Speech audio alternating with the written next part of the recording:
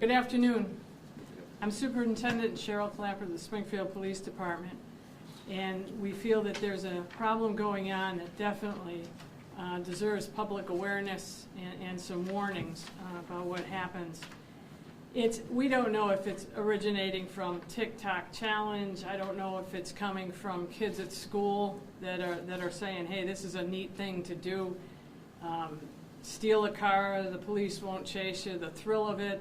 They have no idea the consequences of their actions, and it's very difficult for us. It's a very dangerous catch-22 for us because we have a policy where we don't pursue for stolen cars, but these young people that are stealing these cars are driving so dangerously without even being pursued that we come to the judgment of should we try to stop them or not? Is it more dangerous to let them continue or pursue? And this comes from an incident that came to the height last night. Around 7:30 p.m., officers responded to State Street for a report of a stolen car with a 2-year-old left in the back seat. The father left the car running and exited the vehicle to drop someone off on Oak Grove Avenue. When he got to the front of the porch, he heard the door slam and the car take off with the 2-year-old still inside. About 20 minutes later, officers did locate the vehicle about a half-mile away on Edgewood Street with the baby girl asleep and unharmed in the car, but definitely could have turned out much worse. Springfield police detectives then observed 2 suspects in another stolen car. Detectives then activated their emergency lights and the driver refused to pull over. The driver ran red lights, stop signs, drove the wrong way down multiple streets. The driver stopped on Hayden Avenue, and both the driver and the passenger then tried to run away on foot. Detectives were able to arrest the passenger, a 15-year-old girl. The driver did elude us and is still at large. And I will say that even though the 15-year-old girl was arrested, she was home and probably in her pajama pants before I read the reports this morning. During the pursuit, 2 unmarked cruisers struck each other, trying to stop this car, injuring 3 of our officers. They were treated at Bay State and released, but are out of work. Since February 8th, about 3 weeks, there have been 45 cars stolen, either running or with the keys left inside. So these teenagers are obviously watching and waiting for their opportunity. So even though you may think, I'm at a convenience store, I'm going to run in and grab something and come out, or I'm at a gas station, leave the car running, they're watching you and they're jumping in these cars so fast that please do not leave the car running with the keys inside. We've also had still the Hyundais and the Kia problems where they're breaking into these cars and stealing these cars that are locked. But this is a whole new ball game where they're following and watching and waiting for someone to leave their car unattended and then they're jumping in. And there's probably going to be some more of this where, God forbid, there's children inside the car, pets inside the cars. So please, due diligence and lock these cars or take your keys. I believe Ryan Walsh has some video to show you from last night's incident. Not from last night, Superintendent, Okay. but recent incidents of individuals, likely juveniles, in the act. So if you turn around, you'll see on the right side, these individuals actually went to this home at night and then came back the next day. They're just looking to see if the cars were open or breaking in. But in this case, they pull up in a stolen vehicle, and they'll jump out of the car. The third individual that comes out appears to have a firearm in his hand as well. And they're just looking to see if anything's open, if there's keys in a car, if they're able to steal something. And they came back the next day again, during the day, the same individuals looking at those cars, looking to get something. So they get right into the car, so a reminder to please lock your doors. And then they take off. And then on the other side, what you see is prior to this incident, a stolen vehicle drove down the street, dropped off these 2 juveniles, and they go up and they notice the car that they had cased out a short time before. This is a Hyundai. A woman's home inside the house. It's around 3 o'clock in the afternoon. And they're going to go up there, and you'll see in only a few short moments, as I'll fast forward, you'll see over here, this car will eventually be pulling out, and they steal that Hyundai as they smash the steering column and get in. In addition to those, obviously, the numerous running cars that are left unattended or the cars with the keys in them have been a huge issue over the past 3 weeks, and those are simply avoidable crimes. Those are crimes of opportunity. Please do not leave your car running, even if it's to heat up or if you're just running in very quickly. And obviously, if there's children in the car, never, ever leave them unattended. Ma'am? Thanks, Brian. I'd like to bring up Sergeant Denny Denal with maybe some stats for you. He's been working with our stolen vehicle unit. Sergeant? Thank you, Ma'am. Yeah, just quickly, since this month only, from February 8th to February 28th, there was a total of 93 motor vehicle thefts in the city. Almost half of them have had their keys in the vehicle with the car running. So we ask the public, please, if you're going to go into the store or warm your car up in the morning, please do not leave it running. Lock your doors at night. As we can see from the videos, clearly the kids, the juveniles, are starting to do their crimes during the day. Okay, so please be vigilant out there. And to the parents, please watch your children. There used to be a 10 o'clock notice when I was growing up. Do you know where your children are? Every Friday at 10 o'clock that came up. Do you know where your children are? Please know where your children are. I've visited houses with these certain suspects and just remind them. I responded to a call in 2017. 3 teenagers from Central High School were killed in a stolen car. So it's classified as a property crime. However, there are repercussions to it. These are young kids driving around at high speeds.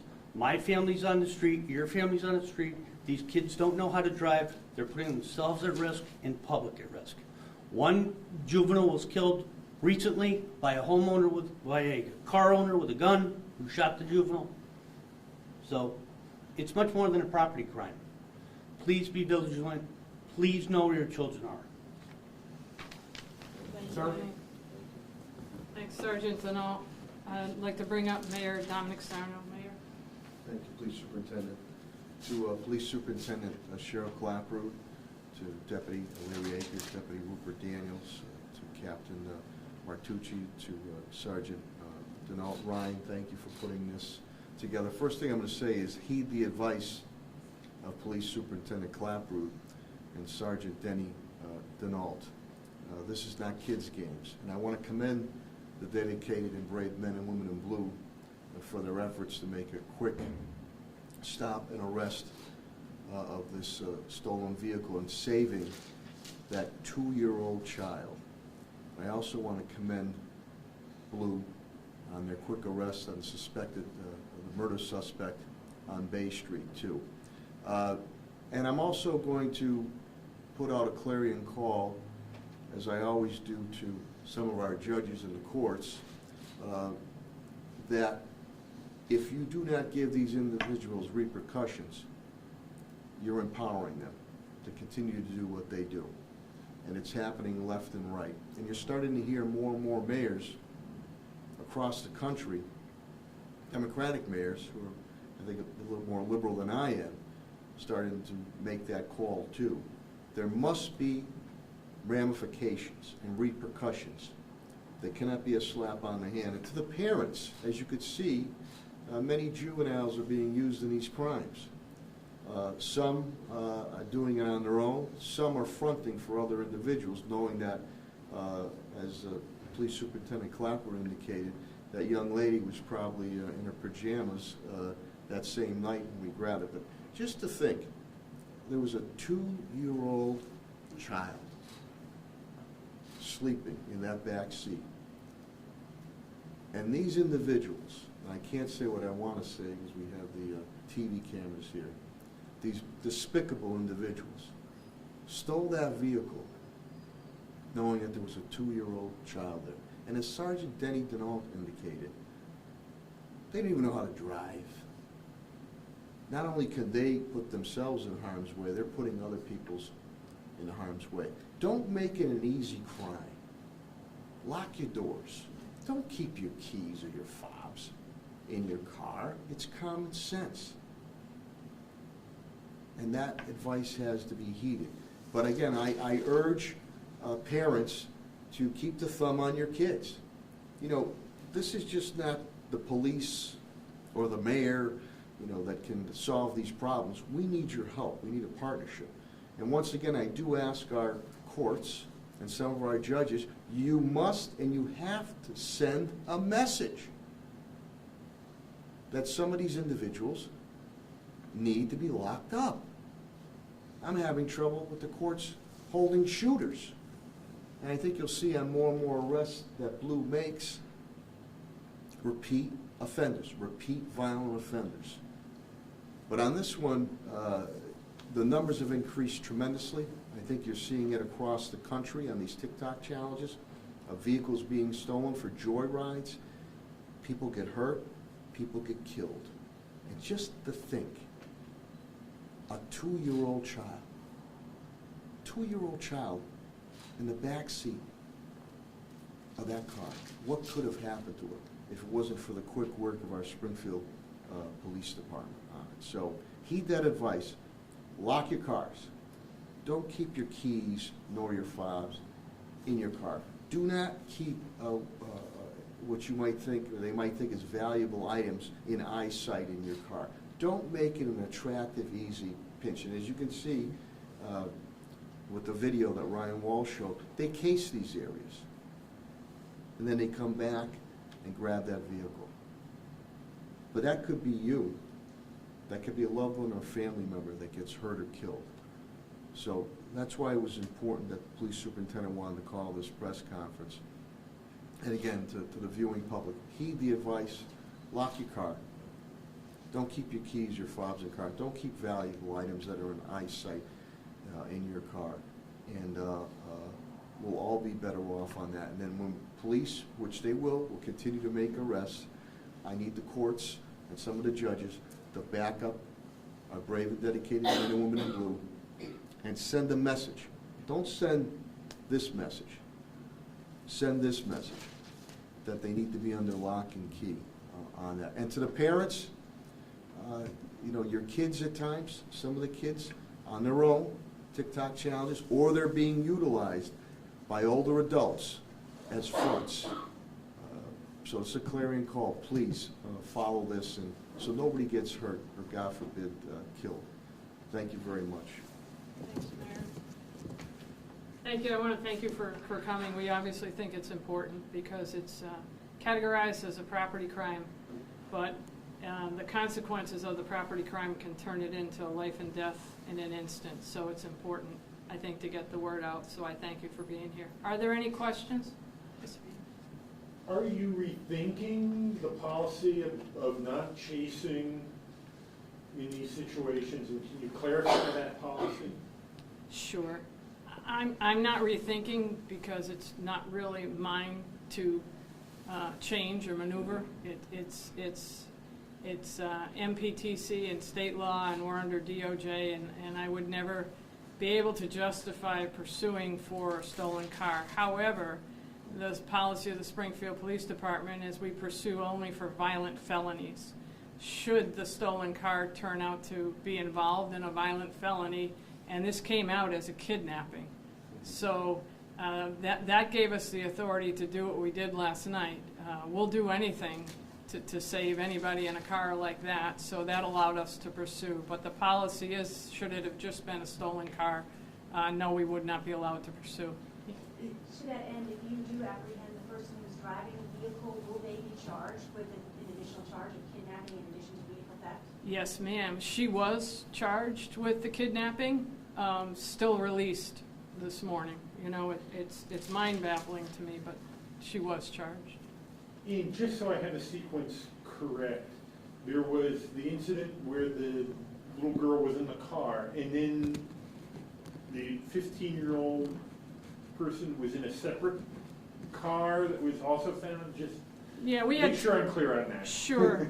We had 3 last night stolen cars, and it's the young people that are, and they have people who go out and look for these cars, and then they're followed by another car, and that's what happens after the car was stolen with the 2-year-old. We found the car with the 2-year-old, and then undercover cars saw teenagers from that car discarding some items from another stolen car, so we followed them. We ended up spending probably personnel-wise and time-wise 3 or 4 hours last night in pursuit and following these teenagers with their stolen car antics, and because we know it's important, and we know that it can lead at any given time to, first of all, they don't really know how to drive. They haven't had the experience. Second of all, because they don't have a license to begin with, and it's not their car, they don't care. So they drive in danger to begin with, and they can put anybody at risk. Yeah, Lena? Not to, hurt the victim or anything, but will the father be maybe charged with anything like child neglect or endangerment? I know that is a possibility when somebody leaves a child unattended in a running car. Yeah, we have not. I think that poor man is probably just a good guy to go out and speak on it because it scared him so much, and he went through so much that he's probably our best advocate for, and he wasn't really that far away, but that's how quick it happens. He thought he could go to just walk to the porch and come back. Who would think you're being watched, and somebody's going to jump in your car? It's like at a gas station. Who would think you're out there with you're pumping gas, they're watching to jump in your car and take off. It's quick, and I don't think people realize it. So I don't think, it wasn't negligence on his part, and I'm sure it'll never happen again to him or anybody in his family. Yes, sir. So out of the 93 cars stolen within this time frame, how many would you estimate have been juveniles that have taken the wheel? I would let Denny. It's got to be the majority. I would probably say 95%. Yeah, and I was going to say 80-90%. We're thinking it's around 90%. The only time that we really are having issues with the adults stealing cars is they're using the cars in a crime. So probably 90% of these stolen cars are juveniles involved. What becomes of the vehicles? They're towed to a lot, and then the insurance company of the owner assesses it, and if it can be repaired or fixed or there's nothing, it's returned. But they're being recovered, they're not going somewhere to be... Chopped up. No, these are, lately, we haven't had. We have had that issue in the past, but lately it is not for the parts, it's not to sell the parts or resell the car. Our majority are joyriding and this challenge game of whatever it is they're playing. I guess my question is really for Mayor Sarno. Are you going to be working with state legislators in light of this to beef up juvenile offender laws in the way? It's going the other way. Glenn, I'm glad you asked that question. I'm still waiting for my bail reform to move forward. I'm still waiting for the dirt bike legislation we put forward to move forward. And one word I'm going to use, brazen. Why are they brazen? Because they face no consequences whatsoever. The dirt bikes, which the patrols, they grabbed, I think that kid they just grabbed, we grabbed them before. And I just got a call from a father, Mr. Owens, who lost a daughter that was murdered and a son from a juvenile. And now they're looking to change the law where you commit murder and you're of a certain age that you can be let out. And he's calling all the elected officials to see where they stand. And I'm old school on that. And he said, would you stand? I said, I will stand with you and those families. I believe District Attorney Galloon's made that statement too. You took someone's life. You shouldn't get a second chance. That family nor that victim is getting a second chance. So I'll continue to push, legislation. State Representative Angelo Pupolo has been fantastic on the bail reform, continuing to push that for me. The dirt bike, I want to destroy those dirt bikes, and we want to make an example. I'll be the first one to take a sledgehammer to it. But nothing moves. Nothing moves. And I know you gotta look at both sides of the issue, but to me, this is cut and dry. And what is happening again is that you're emboldening these individuals to do these brazen activities because they laugh at the courts and they laugh at the judges. And in turn, they're disrespectful to my police department too, because I know they'll laugh at them at times. What's the big deal? I'll be out in a couple hours. The men and women in blue put their lives in the line day in and day out. Just to think, there was a 2-year-old little girl in that car. Joyriding. What could have happened? Got T-bone accident. Car blows up. They don't care. And if the families aren't going to make them care, we need the authorities, in turn the courts and judges, to make them care. To make them look back retrospectively and say, geez, what I did was wrong on it. So I'll continue to push legislation. And what happens in my days with, when I was with District Attorney Bill Bennett's office, and I had to deal with the borderline hardcore juvenile probationers to put them on the straight and narrow path, there was a term used about super juvenile predator. And what was occurring at that point in time was that, okay, you know, we're warranted second chances or re-entry, which I fund some of this program, but what happened at that time, they just became super predators because they faced no consequence. And they just escalated into adult crimes. You'll see many on the jackets. You'll see many juvie trend, even with intervention on it. And I just think that, you know, the pendulum is swinging the wrong way. And I think you're hearing more and more from the public of all creed colors and backgrounds. And I think you're going to start to hear more and more from elected officials across the country. I know you're hearing from mayors from mid-sized, large cities, small, now starting to say things that I've said for years, what's going to happen. And now the trend is starting to happen because there's no repercussion. So, yeah, I'll continue to push legislation on it, and where rehabilitation and reentry is warranted, I'm all for it on certain type of activities. But there are certain hardcore, hideous, brazen activities where, you know, you made those moves, you got to face the consequences now. But that's what's happening now. There's no consequences. So if you say, hey, be a good girl, be a good boy, they'll just laugh at you. Got to be a little, not a little, have to be much more forceful in the message we send that you can't do these things.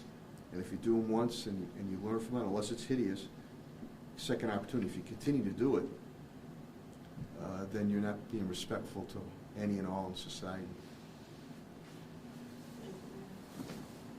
Anything else? Okay, thank you so much for being here and helping us get the word out. We appreciate it. Thank you. Have a great day.